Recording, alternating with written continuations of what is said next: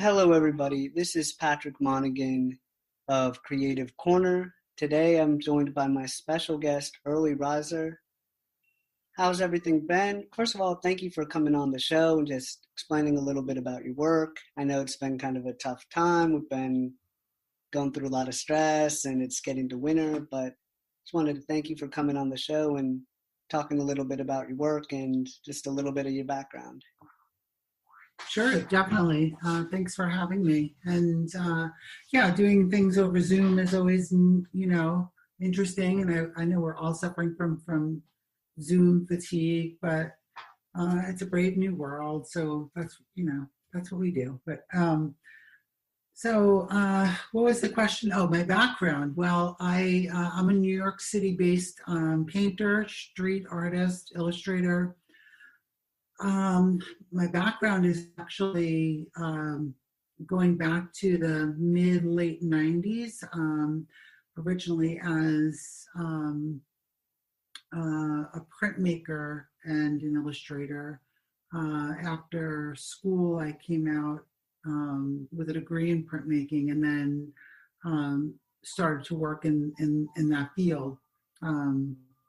And I've just been at it ever since, essentially, just kind of plugging away. But I have moved a lot more in the direction of painting in the last, I'd say, 10 years. Did that just happen kind of naturally, or had you maybe gotten to the point where printmaking sort of felt like that time had maybe come and gone and you accomplished what you wanted to accomplish, or are you still kind of balancing that as well? I think I'll always be a printmaker. The way I see form and the way I see color is very much is very much through a printmaker's eye. I see distinct colors. I naturally tend to see color separations and shapes, and so even my painting work now tends to have sort of hard delineations between different colors, and you could very much see the sort of color separation. So they tend to almost look as though they were silkscreen, even though they're only individual paintings.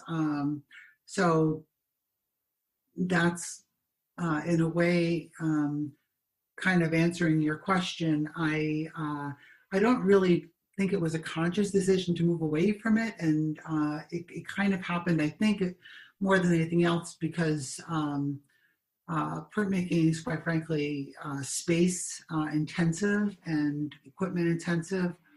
You could do I did silk screening in Taglio predominantly, but in Taglio you need large presses and things, and silk screening even you need a lot of space, and also the time to put together screens. You really need to plan to run a series, and my interest is, I guess, I suppose my interest really started to move away from this perfecting of a production run, and more in the direction of the actual image. I still enjoy seeing images in different color separations, and I do lay out my images and my art that way to this day, but I don't really have an interest in seeing if I could, run 20 or 30 and have them identical, which is I used to.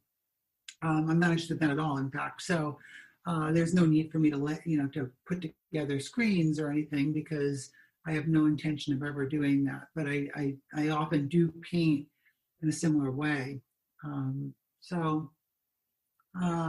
guess sort of it was sort of a conscious drifting, but then it seemed so natural and effortless in its sort of evolution that I guess I kind of lost touch with the fact that I really sort of did make a decision about it. It seems almost too like it was conscious, but it also kind of, I wonder if it was the result of, with sometimes screen printing can be very laborious, and sometimes it's, like you said, you could take one image and you're able to kind of repeat and replicate it in so many kind of designs, versus with painting and with street art, it's kind of not the same design on every painting. I know sometimes some people will have very similar paintings, But to me, I kind of view painting as something that's a pretty different topic and a pretty different piece of work with each one versus prints can be, I've noticed the benefit is you can have one or two designs and just be able to go and replicate it. But with you, it seems too like it took a little bit more time versus with painting, maybe that takes you a little less time now. That's just me kind of spitballing. I can't say that for certain. Yeah, I think that that's true. While you were talking, it actually made me think that like a lot of people that do wheat paste art, they actually do. It's not really you know they run prints, but it's not like silk screening or um, I'm hearing some music outside. I thought it was my dog The crying, but it's block just party. yeah. I don't know. Yeah, I suppose it could be. Um, but a lot of people, you know, they'll run 50 or 100. Either they'll just go to you know the copy shop, or they'll actually and of the same image, and then just hit the streets and paste them, and even or they'll draw. They'll a lot of people kind of do that, and very few people are pasting up hand painted or hand drawn anything. They'll do it in the computer, or they'll draw something and then they'll photocopy it. And I've actually resisted that. I do the exact opposite. Anything I might paste up is an original drawing or an original painting on that. There's only one of them. I never photocopy. I never run prints. I never draw something, scan it into the computer, and then print it out 1,000 times. Or I have used the computer. I have a large format printer, and I do use that, but it's it I use it as a one-off sort of thing. So it's kind of interesting that I'm a printmaker who resists running editions of anything. So I don't know if it's just maybe it is. Maybe I'm just done with it. I don't know. But, Do you think that that kind of is maybe the detraction from people joining, not I guess not joining, but doing say digital art is for say somebody like you who's kind of reticent to kind of just creating something one off and then just plastering it throughout versus you trying to go and do a different design with each piece? Because I've noticed that at least in New York and in other places, it'd be rather it was graffiti or other art. I've seen other people where it was basically the same design throughout the city, or they'd have one poster throughout this, and it was the same design. You only saw one as opposed to 10 or 20 different styles. yeah. I think I mean that's a conscious choice on their part. I think because they're trying to build a brand basically, and some of the ethos of street art and also graffiti artists and tagging, I think, is just about getting your name out. And so there is that is an effective strategy in terms of getting notoriety. It is probably a less effective if your goal is to get known. Doing different things and doing it in the slowest possible process isn't a good strategy. So the way I work is not the best because I can't get as much stuff up and out, and then sometimes my stuff looks completely different than it did a couple months ago because my interests change. People are. I knew when you sent me the questions. You mentioned the dogs that I've done, and it's like, but I don't just people are like, oh, you're the dog person, but then I do something completely different, and they don't even recognize the art as being mine, and but my interest has never been, and when I put stuff out on the street, has never been about building, a name or notoriety. That I do in other ways. Because I do kind of do more traditional art and showing at galleries and things that so putting this stuff out there was more just about it was more like an incubator, a way to experiment and see what people were responding to because you get such great instant feedback. So it really didn't matter to me how many times I got the same image up or people started to recognize it. Although it is interesting to see how effective that is. I have friends who, in the community that kind of do the same thing or some version of the same. I think that the most effective people are people that have some element that is always in it, and also have their name or always in it.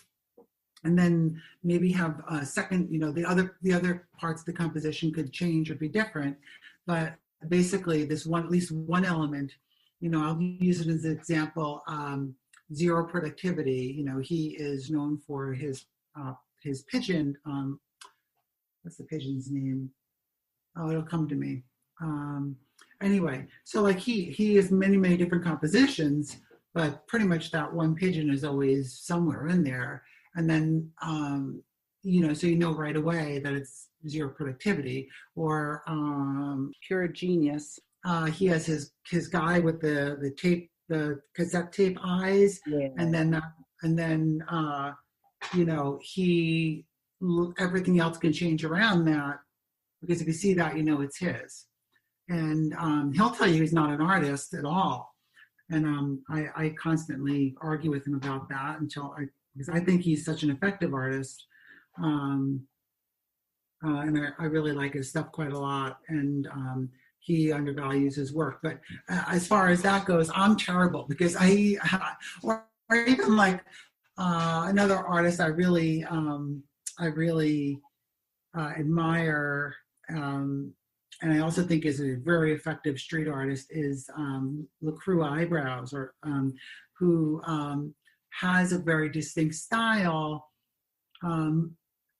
but doesn't repeat a specific character or person, but the style is so distinct with these kind of this LaCroix concept of this kind of half man, half bunny person. It's a very weird but it's very devolved